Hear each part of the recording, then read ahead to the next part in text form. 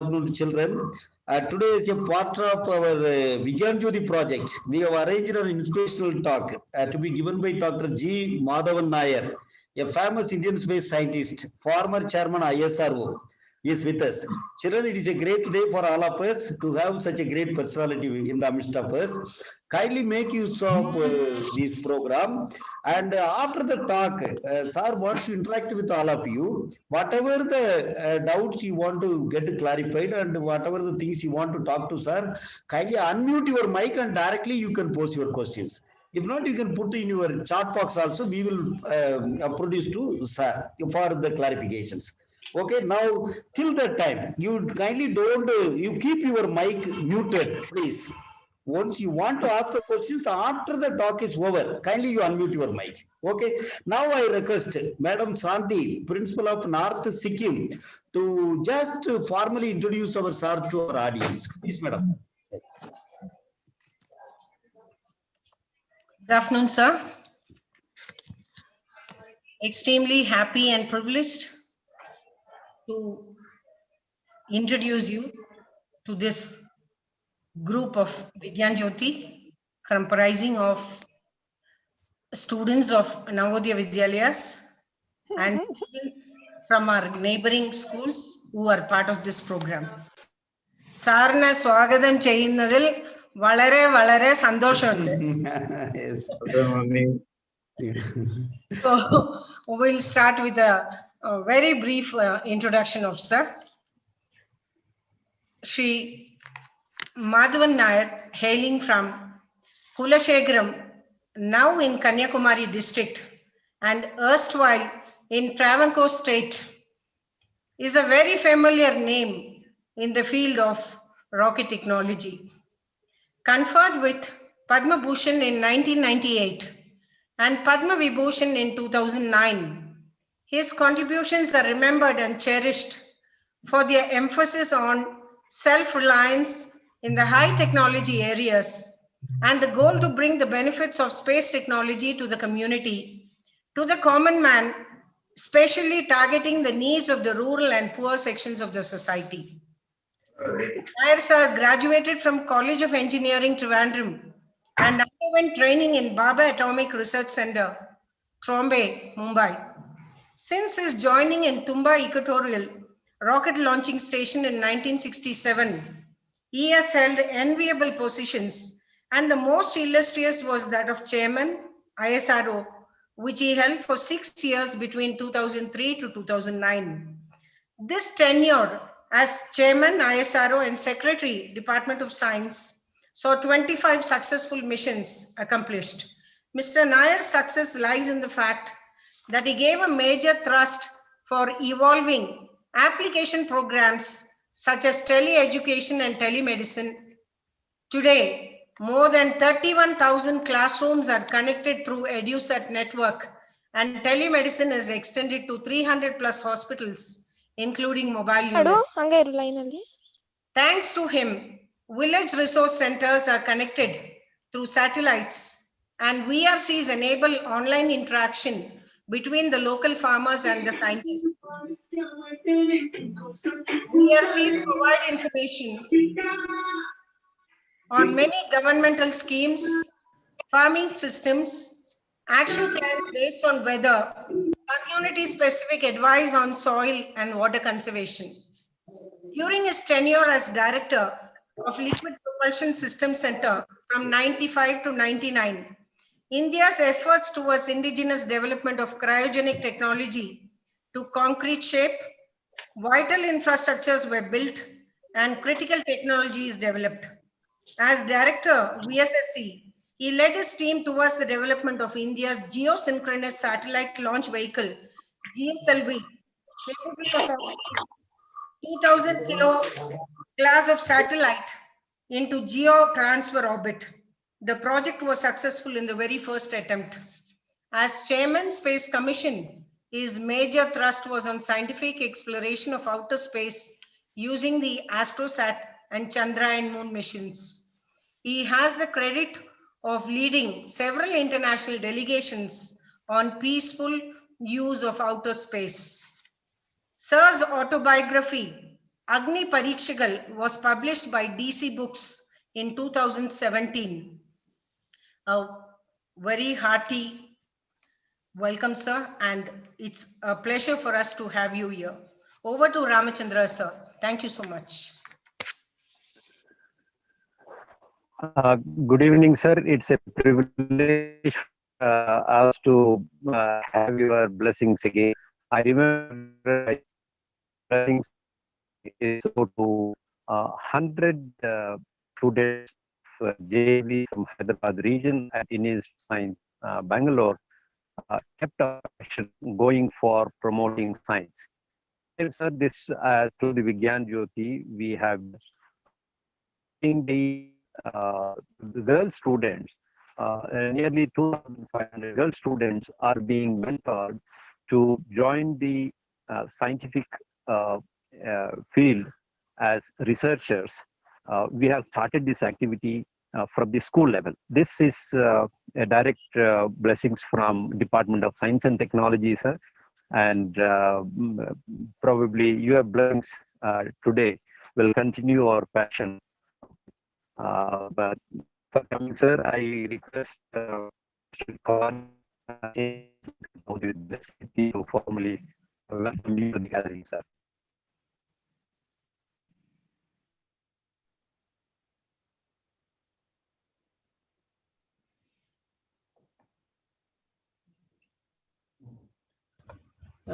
Sir, Kaure sir is. Yeah, please go ahead. Sir, kindly, sir, you yourself can in the welcome, sir, then. That's better. I think sir's audio is not available. Kaure sir is there. Kaure sir is there. Okay, sir, please. Oh, respected G. Madhavan Nair, sir, all present on the panels and all the girl students watching this program. My dear students, one of the most important purposes of this Vigyan Jyoti program was to inspire you, to give you some role models that can motivate you and can give you the compelling reasons for pursuing science as a career. Who else can be a better idol today? Those who have general ambition for science and those who have space science as a particular ambition. Nobody else except Madhavan Nairji can give you that inspiration. Here is a person, Padma Vibhushan. He was the CNN IBM Man of the Year, Padma Bhushan, and has lot many contributions in the areas of science. Born on 31st October 1943, he is still pursuing his passion for making science reachable for the rural people, especially for the poor people. We have taken all the challenges of science, especially science, space science, in his guidance. We always hear this type of sentence when something is not that difficult or difficult, we say, you don't understand. That makes rocket science one of the most complicated sciences that we study. For Mr. Nair, rocket science is the letters of alphabet for us. And that's why you people can get tremendous, genuine, original guidance from such a luminary for that. My regards to you, sir, and I welcome all my deputy commissioners, assistant commissioners, principals, teachers, and students of the Jawahar Navodaya Vidyalaya system, along with the system, students of Kendriya Vidyalayas and other fraternities who will be watching and getting benefits from the priceless advice from the great men of this soil. Here is a person who took challenges for the whole country, not for himself. We were stopped to give cryogenic techniques, and he got it done inside the country. Atmanirbhar Bharat, you here today, but he is the epitome of how our country can become self-reliant as far as space science is concerned. No wonder now we are carrying more than 100 satellites in one go, and almost every country, including developed countries, are getting their satellites launched by our ISRO, which was headed, initiated, nurtured, and nourished by none other than Mr. Madhavan Nair. Thank you, sir, for coming. I welcome you on behalf of Navodaya Vidyalaya Samiti and this Vigyan Jyoti program once again. Thank you, sir. Namaskar.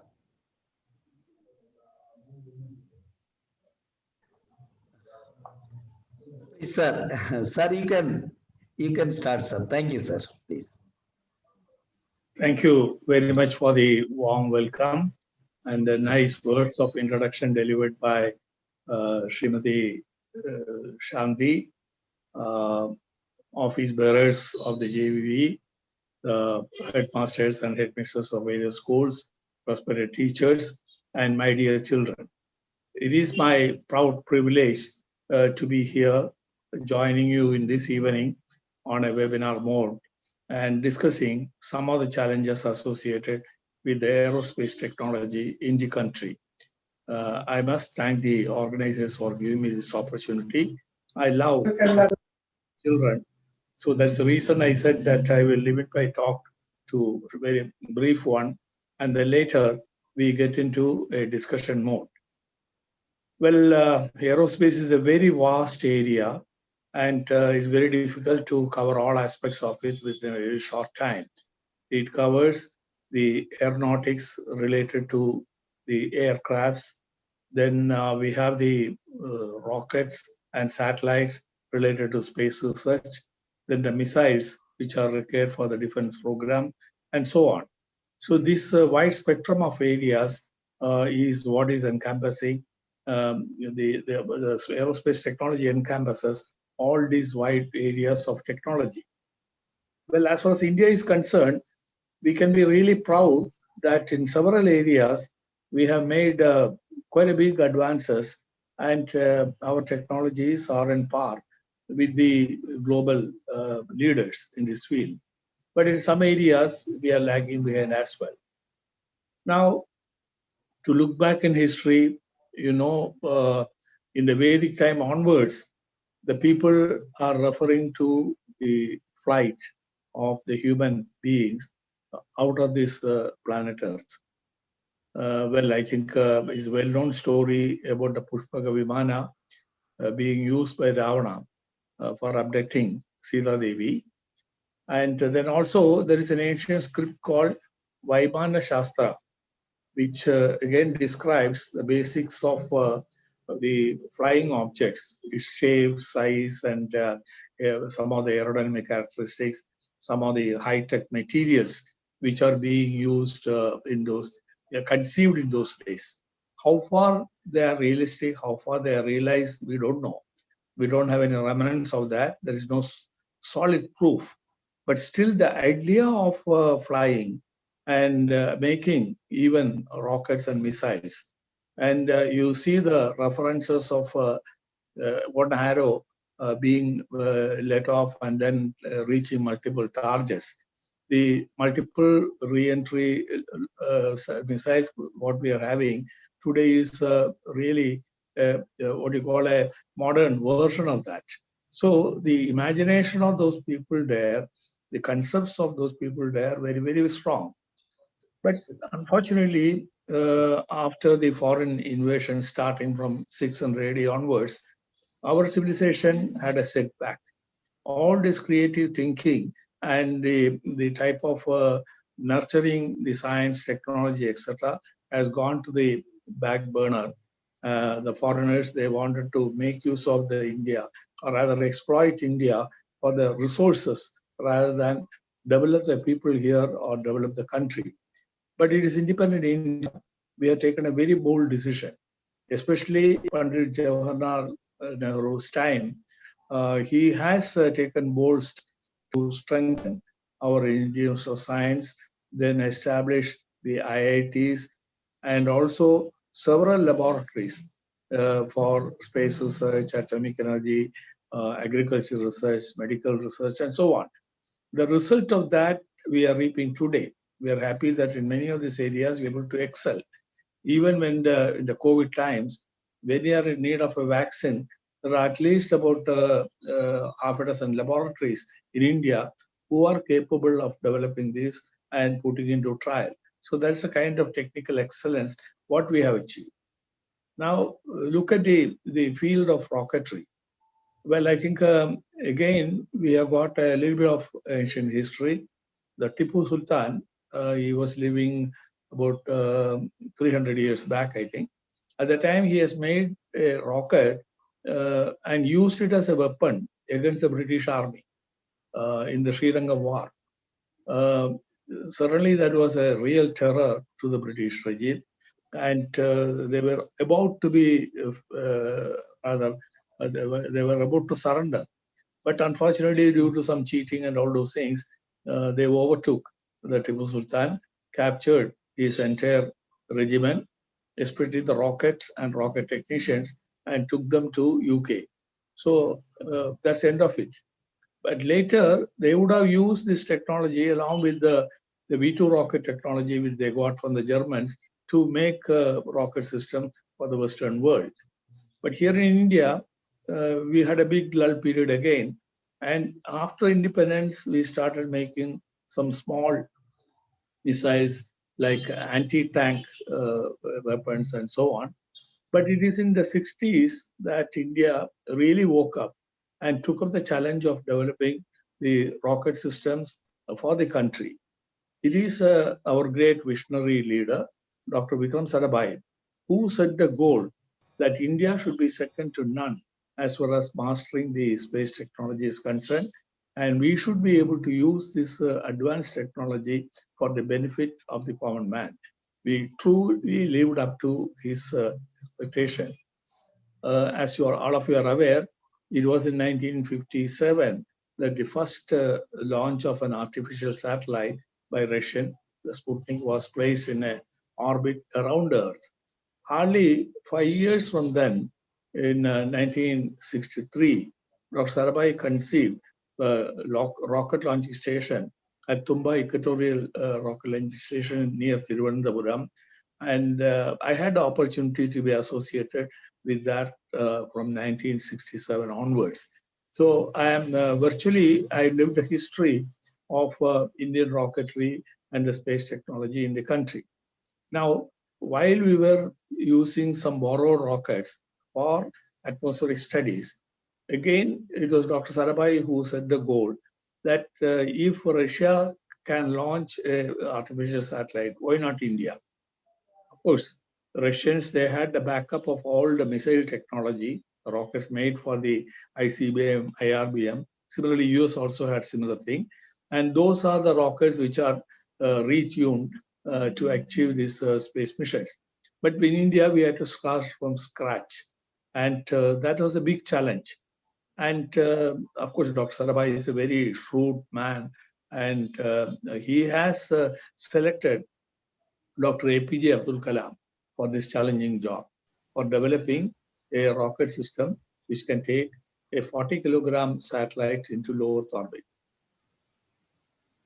Nearly 10 years of tapasya by thousands of people has ultimately resulted in the successful launch of the Rohini satellite in 1980. Of course, the first attempt of the SLV-3 was a failure, but we learned a lot from the failure, and that's a one stepping stone towards the modern technology.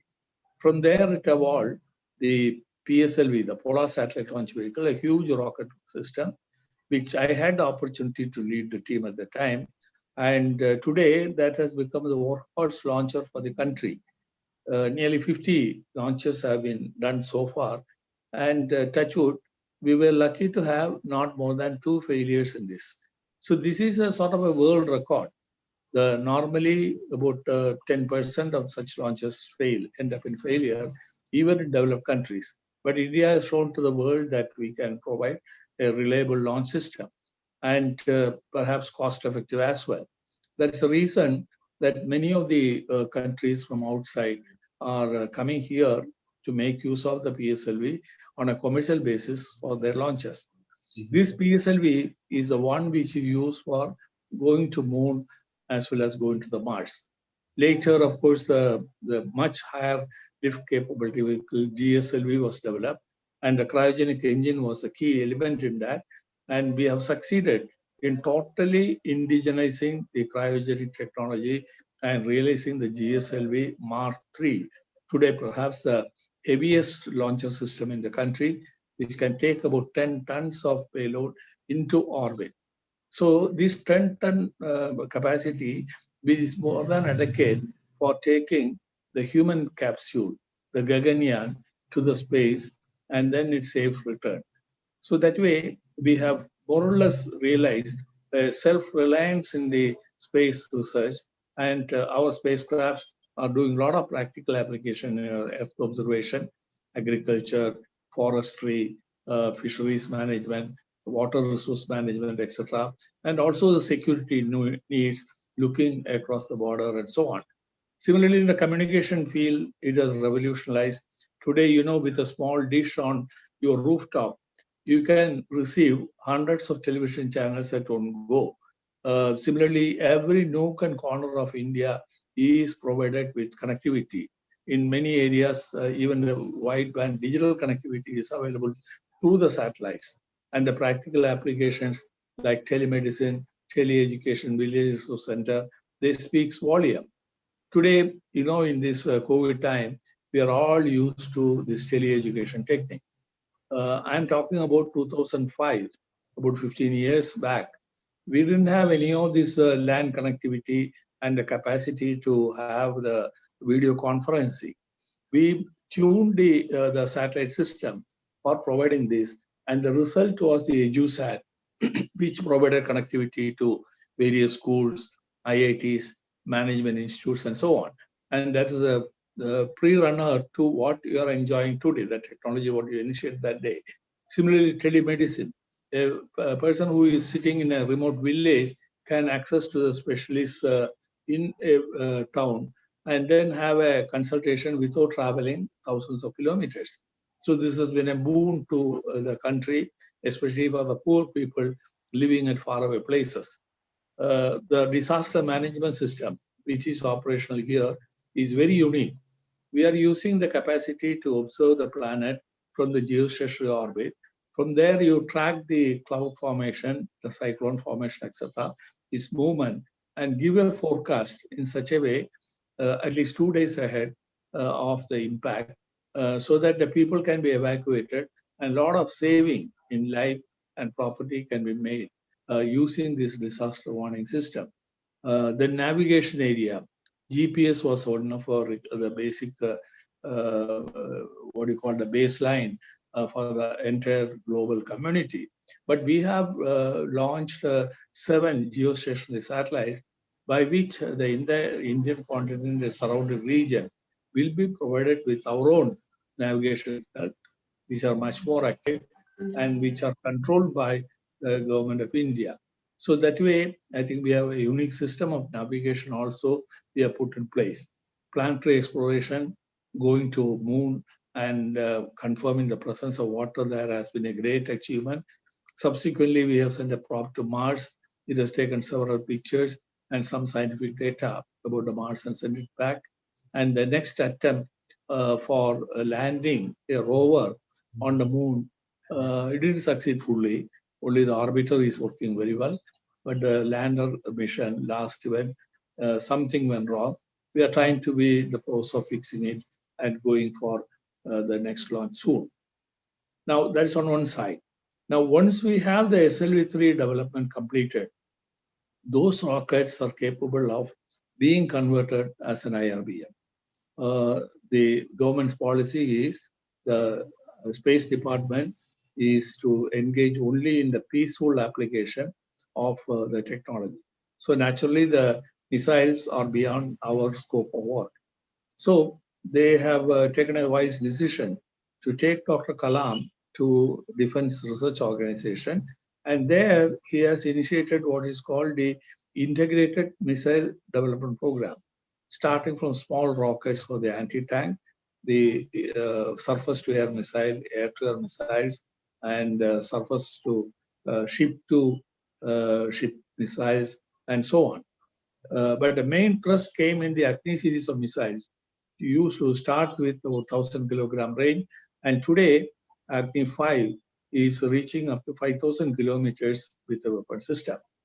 In the weapon system development, yes, it was a very atomic energy department had a basic strength, and again under the leadership of Dr. Kalam, the first atomic device was exploded, and today we have got a sufficiently good stock of these weapons with us. So all these elements put together, the missiles and the atomic weapon put together, it is a tremendous strength for the ISRO, I mean, in the Indian community, and that is what acts as a deterrent. No neighbor will attempt anything on us after seeing our such capacity. And we hope that nobody will take an adventurous step towards attacking us. So this weapon system, what we have developed, goes for that. Coming to the aircraft area, which is not that bright, we have been using the aircraft made by foreign manufacturers for civil transport right from the mid-30s onwards. The Tata group at the time started the passenger travel within India. And later, of course, the Air India and other things. And today there are many private players who provide. But all of them depend on the foreign-made aircraft system for its operation.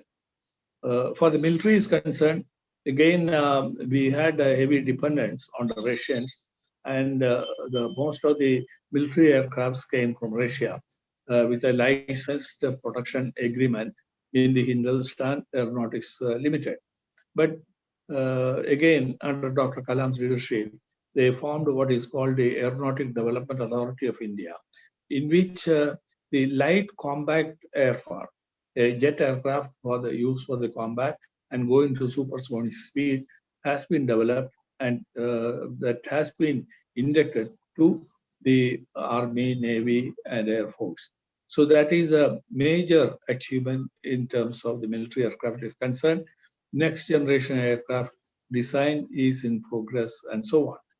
So basically, in the passenger civilian aircraft field, we have not done much. There, the big challenge exists. Many of these countries, like especially the Europe and America, is controlling this field. Aircraft technology is not a simple one. It encompasses almost all branches of engineering and also the various kinds of sophisticated materials, lightweight materials with high temperature withstanding capability and high strength are required for the purpose. Then sophisticated controls using the computers for navigation, guidance, and autopilot is required, the landing gear, and so on. So is a host of technology elements need to be developed, then it has to be integrated to the aircraft. And again, in all these aircraft, we should achieve zero failures. That means it should be totally reliable. We should provide redundancies to the extent possible and so on. So that is where the major challenge lies. It is just not realizing an indigenous aircraft, but also we should be able to create an ecosystem in which all these high-tech items can be produced in the country. Many of the private players can play a very major role in this. Government also can play a very major role. Certainly that is something as a gap area where things have to start. Many of the technologies which is developed in the space and the missiles can be adopted for this purpose as well. So as far as space travel is concerned, the human flight is the next big objective. Then again, robotic exploration of the moon or Mars is going to be a big challenge. And there are private firms from outside. They are conceiving commercial space travel for the tourism or other purposes. So a lot of potential exists in these areas, and our country should not be lagging behind in such areas as well. Now, the uniqueness of all these activities in the country is that it is entirely homegrown. Because of the potential of civilian as well as military use, none of the foreign countries will share the know-how of these systems, and also everything had to be developed from scratch. the type of materials which are required for space application, the cryogenic application, the spacecrafts, the composite material which is required, the electronics and control systems, instrumentation, and so on. You name anything in this field, they are all developed in our laboratories here in India. And again, we did not have many foreign returned scientists or engineers joining this stream. It is all the fresh youth from the Indian colleges and Indian universities who have taken up this challenge. They learned while developing the system. They have failed several times, but from the failure, they were not put off. They have picked up on the success story. They built a success story out of failures. That's one reason that India is able to deliver reliable and cost-effective service in all these areas. So certainly this is a fine example for almost everybody to follow. And I'm sure the youth in the country will take on this challenge for the future. It is immaterial what area which you select, but you have to be thorough. Your fundamentals should be strong. You should have a good logical thinking, and you should be able to apply the knowledge, what you are acquiring, for solving the problems of the society. Then success will be yours. Thank you. Thank you. Thank you very much, sir. Now, some questions from the audience, sir. Okay, sir? Yeah, yes, yes. Please, please. Ramnan, sir? Hello. Mr. Ramanathan, sir? Madam. Stella, madam. Kindly carry on with your question, please. Distinguished resource person of this session, Dr. Madhavan sir, and other officers from NBS, and dear children, good evening to all. It has been a very interesting and enriching session, sir. I am really happy that I got an opportunity to attend this session. And you have shared a lot of information, how our space technology has grown and how it is blossoming and flourishing further. Sir, I have a question that is in relation to the gap between the skills that are required in the field and the skills that are provided by the education system. We have plenty of engineering colleges in India, and many engineers are churned out. Approximately 1.5 million engineers are coming out every year. But when we come to talk about the availability of the skilled workforce, we have to accept that there is a big gap. There is an enormous gap between the skills that are required and the skills that have been provided by the education system that are available with the candidates. So how we can bridge this gap, sir? Even in renowned government organizations like ISRO and DRDO, then say HAL, even these organizations, they got a lot of restrictions and they do not freely collaborate with the budding engineering talents and give them opportunities to explore their skills and to collaborate. There is a big gap in collaborating between the industries and academia, sir. So how we can bridge this gap, sir? Well, it's a very, very relevant question. Today, our education system has a lot of shortfalls, and perhaps that's one reason the national education policy has been put in place today. And that addresses several of these issues, but it will take a little bit of time before it comes to reality. But the basic deficiency which I have seen is at the education stage, whether it is school or college, the skilling is not given importance. In fact, as time passed, it became more like a memory test for the children. Whatever they learn, they don't have to apply in a practical field. So that skill is what is required in getting into an R&D organization and pursuing the technology development or the scientific development. So the logical thinking and the practical experiments has to be brought back. I know that in the schools, the Sadhal Tinkering Laboratory scheme has been announced by the government, and there are a few of the schools are equipped. But I wish that such school facilities are available to every school so that students have an opportunity to wet their hands at that stage itself.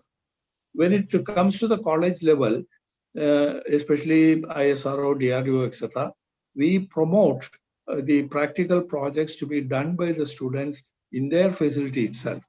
If they come out with a proposal for developing either a new component or a new system, the funds are being provided, and the teachers will have to provide the guidance. The ISRO senior members also will participate in that. This program is very much there, but the takers for this is very minimal. They're all busy with the academic schedule. They have hardly time to think anything else. So the net result, such programs gets neglected. Not that we don't have a system. Visit to these facilities are concerned in a controlled way, always it is possible, because we are dealing with a very high tech and many areas are secret. So we cannot throw open all the laboratories for this purpose. But the organizations, when they are approached, they provide opportunities. Now, considering these deficiencies only, we have conceived what is called the Indian Institute of Space Science and Technology at Thiruvananthapuram. There, we have taken a philosophy to capture the students when they are young. So after +2, the students are inducted into the space technology course, and after 5 years of course, they are absorbed into the space program. There, the teaching is essentially oriented towards the space-related subjects, and they are given opportunity to experiment themselves and also work with the ISRO establishment. So that is one example. So perhaps such issues can be replicated. So that will provide what you call a team-specific training and orientation for the students. But my advice to students is, don't be satisfied with the normal curriculum, mugging up things and reproducing it is more like a memory test. Go beyond that. You have enough time at your disposal. It's only 8 hours per day you spend at the college. Remaining time is available. Try to do some practical work, either in collaboration with few friends or with some of the laboratories or factories. So that way the practical skills can be developed. I've seen at the Pune Engineering College, again, they have created a big laboratory workshop and all other things together. It is open all through the night. The students go there, they try to implement the project and then wet their hands. So similar setup again has to be replicated in other colleges as well.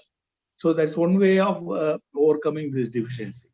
Yes, it's a fact that today's product which comes out of the engineering colleges or the universities, they are not employable. That situation should change. Under the new education policy, there is adequate scope for it.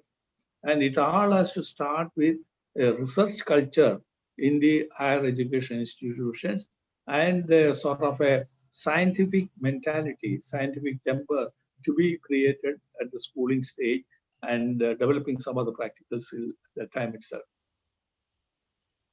Thank you, sir. Sir, one Mr. Ramachandran from Kerala, he is raising his hands. Please, sir, Ramachandran, sir, kindly go ahead. Okay. Good afternoon, sir. Can you hear me, sir? Yeah, good afternoon. Sir, I have a doubt. I am proud of being an Indian, and I am very proud of its great achievements made by ISRO, sir. At the same time, we are all the beneficiaries of the wonderful developments in the field of science and technology, sir. ISRO made great progress, sir. But I have a simple question, sir. We make a lot of spend a lot of money for the projects like Gaganyaan, Mangalyaan, and all. How it will benefit the common people, sir? All other projects, common people are also benefited, sir. These projects, how will they affect the common people? What will be the benefit of the ordinary people, sir?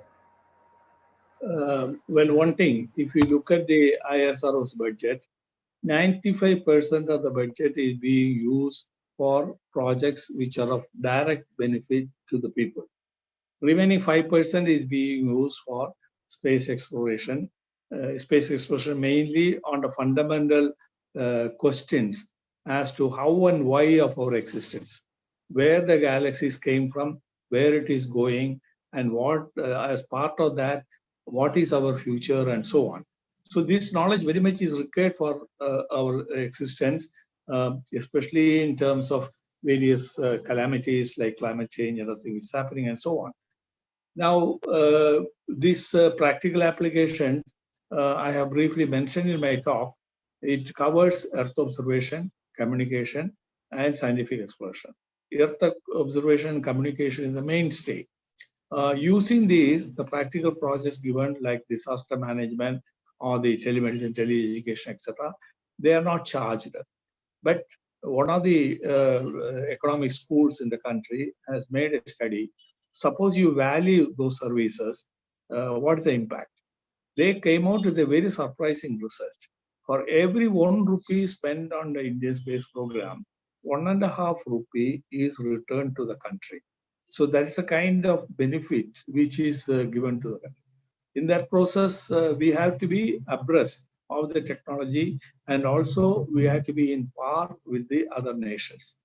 Well, as far as satellite launch vehicles or satellites are concerned, our technology is as good or even excelling many of the global players. The only gap area what we had is a human space flight. As you know, the Russians and Americans, they were leaders in this field. And later China also achieved self-reliance in this field. India is only lagging behind them. So we thought it is high time that we spend part of our budget towards this. If you distribute to the entire population of India, the population is making a contribution of roughly 1 rupee per person for this program. It is simply affordable, but it is very much required for keeping abreast with the space technology. Thank you, sir. Thank you very much, sir. Sir, it is a question people are writing. Our Ramanathan sir is waiting. Ramanathan sir, kindly go ahead. Yeah, please. Mr. Ramanathan sir, go ahead. Okay. Or if anybody, you can unmute your mic, kindly carry on, please. If his voice is not clear. Good evening, sir. Yes. Myself, Nandan Hegde from JNB Bangalore Urban, sir. Good evening. Sir, you worked in ISRO when it was sprouting, sir. You may have faced a lot of hindrances, sir. How did you motivate yourself and your team while overcoming those hindrances, sir? Basically, it is a technical challenge which has motivated all of us. We were doing something new.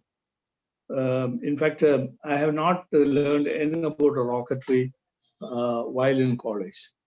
It is under Dr. Abdul Kalam that I picked up all the fundamentals regarding the rocket technology, and also the leadership style which I have enjoyed from there. So this is something which every ISRO person is proud of. They learn while they are doing the job, and they become super specialists in the concerned fields. So this is the uniqueness of our organization. There may not be many papers published by the ISRO scientists. Of course, 2 reasons. One is they spend most of the time in developing new technologies. And secondly, these technical details cannot be put in the public domain. But at the same, more than that, it is the work environment. You said how you withstand failures and how you really face the challenges. Let me give you this simple example. The first SLV-3 was a failure. Dr. Kalam was a leader, and many of us were working with him on the project. Immediately after the failure, Professor Satish Dhawan, who was the chairman of ISRO, went to the public and said that we have failed. I take the entire responsibility for the failure. This was a statement made by him. Well, that what more motivation you need? There was no witch hunting. There is no point to finger anybody. He has simply owned the entire failure on himself. At the same time, he asked the right questions to all of us, so we could find the answers within a very short time. And within 1 year, we went for the launch. and the launch was a tremendous success. At the success time, he pushed Dr. Kalam to the front, and he has given the entire credit to Dr. Kalam and his team members. So this is the first principle in ISRO where the leader owns up the failure, whereas the credit for the success is given to the team members. So this is something which I've learned out of that. And since then, that has been our motto and work culture in ISRO. Perhaps that's one reason that we are able to survive failures. We always convert the failure into a good lesson, try to analyze into the details how and why it went wrong, and ensure that corrective measures are put in place such failures will not repeat in the future. That's one of the reasons that we are able to maintain a very high success rate for our launches as well. Thank you, sir. Sir, Thank you, sir. Sir, sir, can you hear me, please, sir? Yeah, Yeah. please go ahead. Sir, as you said that the new education policy is trying to disseminate this knowledge in the skill-based. Sir, okay. I want to know whether is there any private players which is used to disseminate this knowledge, because we see in the computer science and all many private players are coming, because India is such a large country. To disseminate the skills, naturally the private players also plays a very important role. So is there any private players in India and which is recognized by the government to disseminate the knowledge and skills in this aerospace engineering? Well, I think one of the policy decision is that even foreign universities will be allowed to set up their campus in India. Sir. Indian universities will be allowed to set up in foreign countries. So a healthy competition between the private, of course, India also, you know that 50% of the universities today are private operated. So this competition will lead to improvement in the quality as well. Now, using the skills for the national development, yes, I think one is so far, the major thrust is the government agencies taking lead in advanced technologies. But the education policy provides, or rather the new development policy provides, every industry, whether it is private or public sector, and even the small scale startup, to achieve towards self-reliance. Our products should be developed in such a way, they should be of international quality. We should be able to compete the international domain and create wealth for our country. This opportunity is provided, and there is a lot of encouragement provided for the private startups. Whoever comes with an idea, the government supports with funds and guidance to make a success. There are incubation cells established, especially in IITs and many education institutions, so the youngsters can nurture their idea, and if it reaches a particular stage, and request for funding either from the government or from the venture capitalists. So that way things are opening up. Maybe within the next few years, you see the transformation and its benefit for our country. Thank you, sir. Thank you.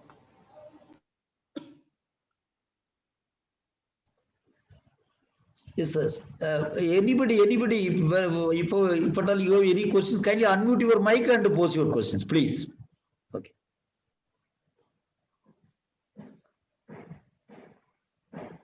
So then, by the time, one small doubt for me also, sir. Sir, with our yes, sir, with our remote sensing satellites, is it possible to locate the presence of our nuclear fuels under our Earth, sir? Especially uranium-235. There, yes. With our remote sensing, yes, sir. Yes, sir. There are techniques available by which minerals can be identified, and we have been using it. Especially, we have spotted a lot of uranium deposits in the northeast region, and of course, for various political reasons, we are not able to access them. I mean, the people won't allow the environmental protection groups and so on. But the satellite data has become useful for that. Yes, even while, you know, one of the interesting application has been in the water resource management. Using the satellite pictures in the desert region, etc., they were able to identify the location where you can have underground water spotted. So in states like Rajasthan and Madhya Pradesh, this scheme has been implemented. More than a few lakhs of wells were dug in that region, and the success rate is something like 70 to 80%. So that shows how beneficial it is for our country. Understood. Thank you, sir. Thank you, sir. Please. Sir, good afternoon, sir. Yes. Good afternoon. Sir, in our JNV, many girl children are going towards engineering and medicine and other field they are going. The number of children is entering in science, that is a scientist, they are very little less. So what suggestion you want to give to them, sir? Please give some suggestion to take science as one of the main subjects. Well, all of us should recognize whatever life we are enjoying, the quality of life we have, the type of conveniences, the product, service, etc., is the result of the application of scientific achievements. So scientific achievement is something fundamental for our survival. We are living mostly on the findings from the Western world in these areas, and using that knowledge, those countries like Japan, Germany, other European countries, USA, etc., they have come out with very sophisticated products, whether it is for civil use or military use and so on. So the scientific discoveries and their application is the core, rather driving force for our civilization. So naturally, if India has to shine, several youngsters will have to come to that field. Now, you have pointed out that people take up engineering, medical, etc., etc. In some cases, it is more like a status symbol. In some cases, it is urge for making a quick money. So these things are driving forces, but it cannot be. See, what needs to be done is, right from the young age itself, the parent-teacher combination has got a responsibility to identify the aptitude and taste of the students and groom them in the particular line. Some may be good in art, some may be good in science, some may be good in the sports and other practical activities and so on. So you groom in that line, the excellence will bloom. Today, what happens, you try to put everybody into a common tight jacket and try to churn out. It is just like a product from a normal manufacturing factory. And the product I mentioned earlier, it is not usable. They are not employable. So that situation has to change. Again, the type of respect, the type of income and compensation, etc., in every field is attractive today. It's just not only in IT or in the medical profession alone. There are sports person who are making maybe 10 times more than a doctor or other engineer. And similarly, there are artists who shine so well. And above all, the need for social service. A country like ours, where 70% of our population live in the villages, they need to be provided with adequate knowledge on the healthcare, the food security, water security, and a good quality living. So all these needs various kinds of skills. So depending on aptitude, if you develop the children, they can go in the first concept that only this high-tech area can, rather the currently so-called high-tech area only can provide the job opportunities, and this thing is not correct. The simple fact that 90% of the engineering graduates who come out of the colleges, they are jobless because they concentrate on all the software and other things, which does not have much of application in day-to-day life. Whereas even for building highways, building electric system, or the railways, etc., you require a lot of engineers and technical people. That's just not available. Then you take the medical profession. It has deteriorated to such an extent, a simple graduate from the medical college can do nothing. He cannot touch even a patient. he has to go through 1 or 2 specialized courses afterwards and spending a few crores of rupees before he gets a job. And that job also, except for a few government jobs or high reputed hospitals, all other places is peanuts. After spending this money, they get about 20,000 or 30,000 rupees per month, which is just nothing. In fact, other day I was telling one of my friend that he missed the selection for a medical listing by a narrow margin. And then he wanted to go on the private allotment. And right today, the value is about 20 lakhs per year. So 5 years, 1 crore. So I told him, you start up a new company using that funds and you will reach much greater heights in no time. So perhaps a value judgment is required, and this clamor for everybody to be a doctor or engineer that should vanish from our society. Sir, next, what are the different avenues, sir, for our children to get into space programs? Well, as I mentioned earlier, see, the people who are aspiring at the school stage, they should learn well their fundamentals, the science subjects, basically chemistry, mathematics, physics, and biology. And then, of course, we are using the criteria of JEE for the selection process. Last year's record shows that people who got admitted into IIST is less than 5,000 rank. So that means, you have to have a good score. The second, even lateral entry is there after graduation. You should have a very good degree in any of the engineering branches or in the MSc in mathematics, physics, chemistry, or the space sciences. Then there is again a competitive test for the selection. And based on that also, people can get into it. And of course, ISRO is not a big employer in that sense. We are stabilized the manpower around 15,000, and that is a constant for last 20 years. What we do is we palm out the work to the private industries and academic institutions, so their support is being drawn in. So many of the employment opportunities we are trying to create in the private sector itself. Then thirdly, research opportunities, there are many, and people should make use of it. And then I think the beauty of science has to be told to the students. You have to bring many eminent scientists in the country and organize such seminars. You can listen to them, their career, how they built up, and the challenges in the field, whether it is in the genomics or agriculture, whatever it is. So those things will open the eyes of the students, and there are opportunities. And in fact, the government is supporting with a lot of scholarship for people who want to pursue science and should make use of it. It's a sad fact that hardly 20% of such scholarships are being utilized by the students so far. Okay, sir. Thank you, sir. Thank you. Children, any other questions? If not, then my Deputy Commissioner, Navodaya Leadership Institute, Hyderabad is waiting, sir, just to formally place vote of thanks to you, sir. Sir, please. Yes, sir. Over to you.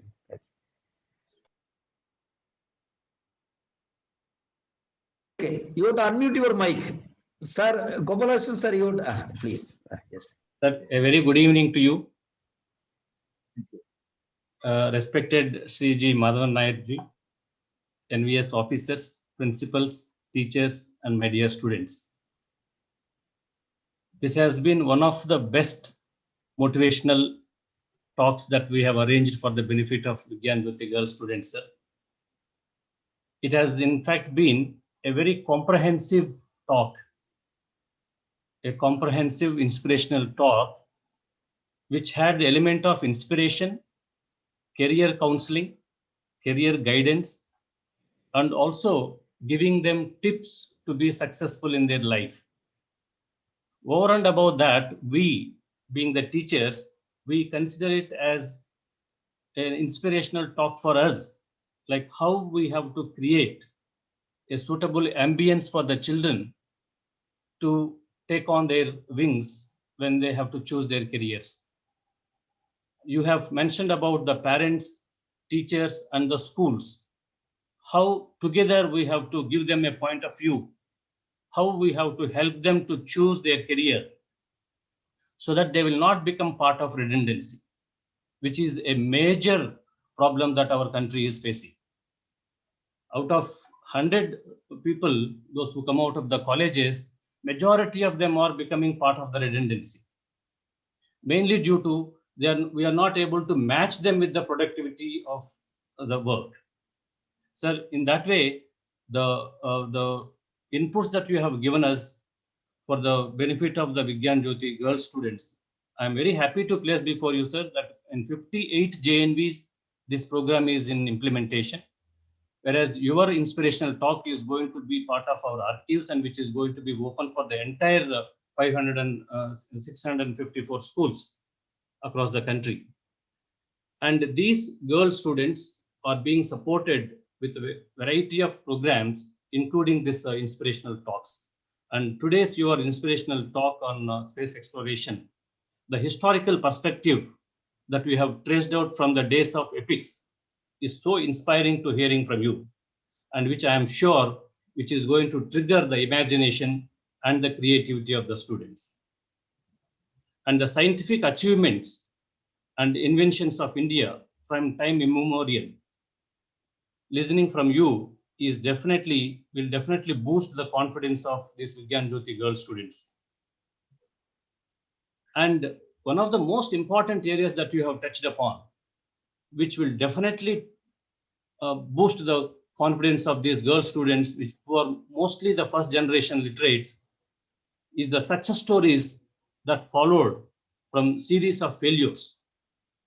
And you have repeatedly said this point, that a failure should become a stepping stone for success. And I think when we look at the history of Indian space exploration, there had been a number of failures. From each failure, the scientists have learned a great deal to go further. And you also have emphasized on how self-reliant and self-adequate the Indian technology has been. And this is all because of the concerted efforts of scientists like you. And I am sure, sir, this inspirational talk would go a long way in inspiring these budding scientists to realize their dreams and goals. Sir, on behalf of Navodaya Vidyalaya Samiti, our commissioner, and other officers who are present in this inspirational talk, the teachers and the students, I submit our gratitude to you for having spared your valuable time. It has been a great, inspiring experience for all of us. Thank you so much, sir. Thank you very much. Thank you very much. It was my pleasure. Thank you, sir. Thanks a lot, sir. Thank you very much. Okay, please, sir. Please.